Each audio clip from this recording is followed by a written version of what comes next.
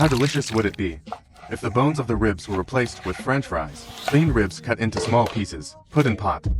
The cooking time can be a little longer. After boiling, take it out. Quickly pass through the ice water. This will separate the flesh and blood. Better bone removal. But ribs without bones have no soul. I'm going to use potatoes instead. Cut slightly thicker. Then cut into long strips. Stuffed into ribs instead of bones. Onion base. Put green and red peppers. Neatly chop the ribs right away.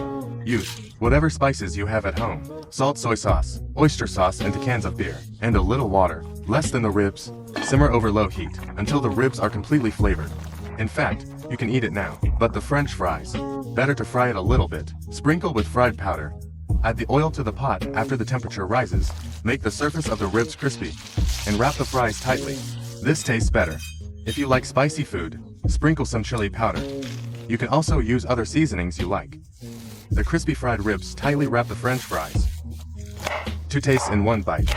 The outside is slightly chewy and meaty. There are soft and waxy potatoes inside. Come and make it for the one you love.